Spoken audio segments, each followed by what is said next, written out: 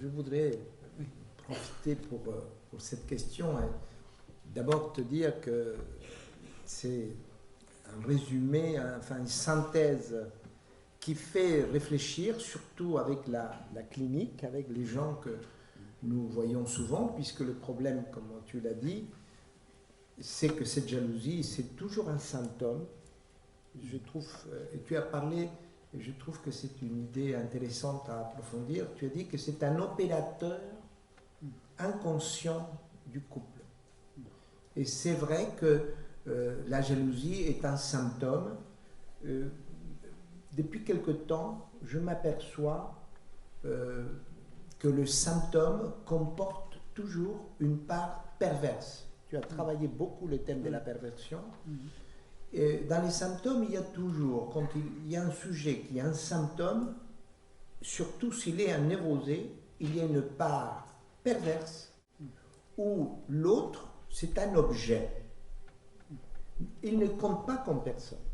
Pour moi, pervers veut dire tenir l'autre comme un objet consommable, un objet que je contrôle, que je possède. Chez les obsessionnels, c'est ça. Voilà.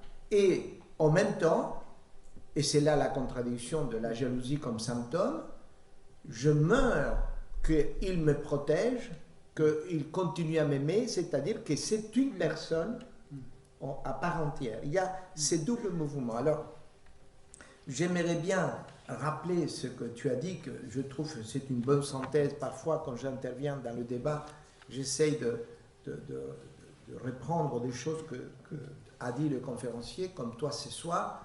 Pour moi, tu l'as dit aussi en parlant de Freud, les composants de la jalousie. Et tu as dit, c'est la douleur, le deuil, c'est-à-dire la douleur de perdre l'aimé. J'aurais dit, plus que la douleur, l'angoisse de perdre. Parce que le jaloux ne sait pas s'il le perd. Il se bat pour ne pas le perdre. Il n'est pas encore perdu. Et en même temps, c'est le deuil anticipé. C'est le deuil anticipé, mais c'est l'angoisse de je vais le perdre. Si je ne me bats pas, je vais le perdre. C'est mon angoisse de perdre. Et c'est là que je dirais à monsieur, je ne sais pas si tu seras d'accord, que le propre de la jalousie féminine, là on fait des schémas, hein, on schématise, le propre de la jalousie féminine, c'est qu'effectivement, elle est plus une angoisse, une peur de perdre l'amour de l'aimer. Tandis que la jalousie de l'homme, c'est plus une volonté de garder l'amour qu'il possède.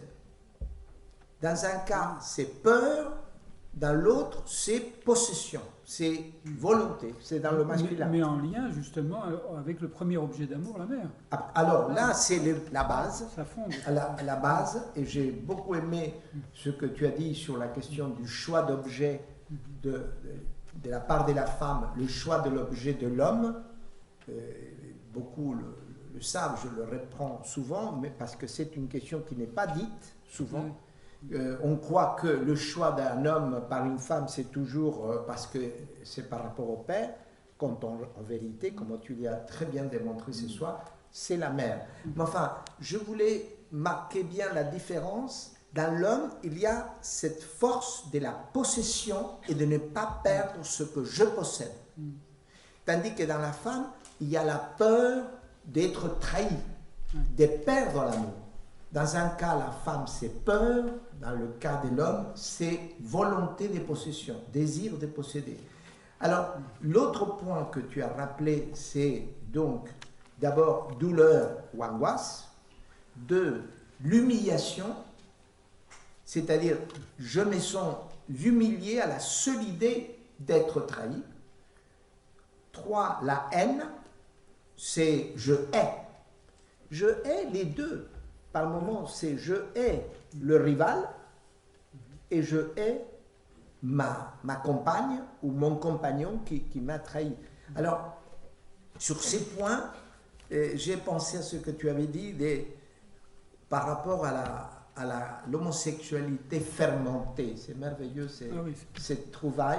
Ouais. Seulement toi, tu trouves des trucs comme ça dans Oui, les lectures. C'est un lecteur de Freud incroyable. Je suis toujours, je lis Moi, ton je lis livre. dans l'œuvre. Et Oui, non, comment tu fais pour...